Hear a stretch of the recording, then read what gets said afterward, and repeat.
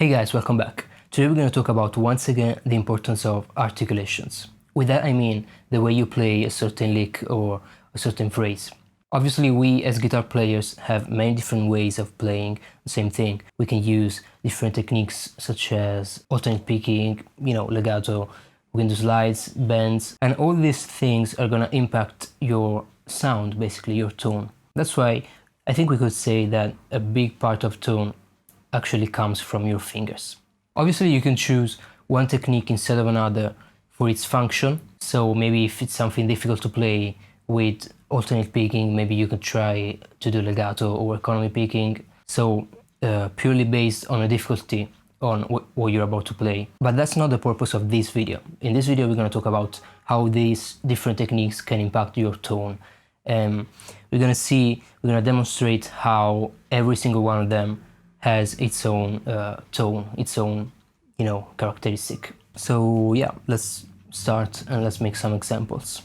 So I'm gonna start by playing something very simple, something like literally the first thing that came to mind. This is the D minor pentatonic scale, obviously. So try to notice how by using different techniques you can change the tone of this phrase just by changing the technique. For instance, I can pick every note and that has a sound, and then I could hammer on every note, that's not a sound. Then obviously I could bend into the last note, or I can slide into the last note. Then obviously you have all the different kinds of picking techniques. So the previous one was alternate picking, but you could do economy picking. This is a bit more subtle in this case because you can't really do economy since they're your 2 notes per string. So if I have to do economy, I'd start with an upstroke.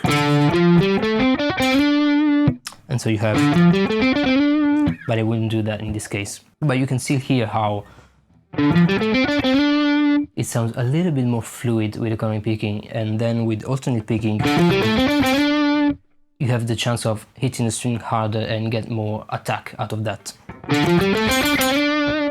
Then obviously you can do all the variations in, velocity. So if you play soft, if you pick harder, then palm muting just certain notes,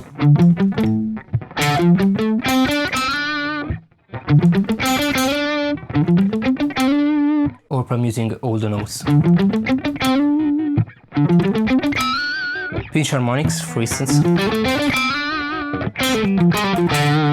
And so you can see how just by taking some time to experiment with all the different ways you can play, even a simple lick like the one that I played before, and you can see how much different tonal characteristics you can get out of something like that. And so I think this way of studying and experimenting is a bit overlooked by many people. I can see all the time people worrying about shredding and playing as fast as they can, but you don't see a lot of people putting attention and effort into building their own phrasing and their own way of, articulating licks, everything that they play really.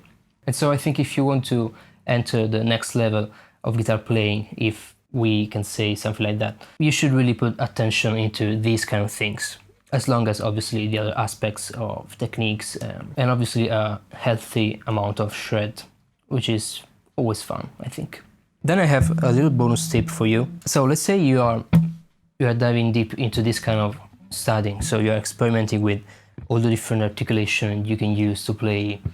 Let's go back, for instance, to that previous lick. So you found all the articulations, and let's say you want to develop this phrase into something more. And you can use this approach to build your own licks, or maybe personalize the licks that you learn. So what I usually do is trying to change a small phrase, a small set of notes like this one, just a little bit. So for instance, you can add a note, you can go instead of, you could try to add a note at the end, so a small variation to just change the lick, make it something different.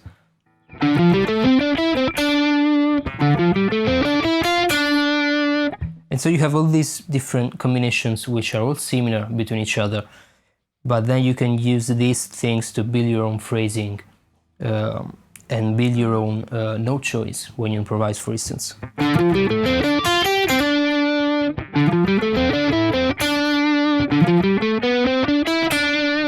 And so you can start experimenting with all the different small variations that you can get out of a simple phrase like that one. And this way, if you learn, for instance, a new lick, you can easily come up with 3 or 4 variations on that lick, and suddenly you have 5 licks instead of just one to use and to play around while you improvise or while you write solos, that kind of stuff. Also, you can try to maybe change position. So if I play up here, I have more notes to choose from.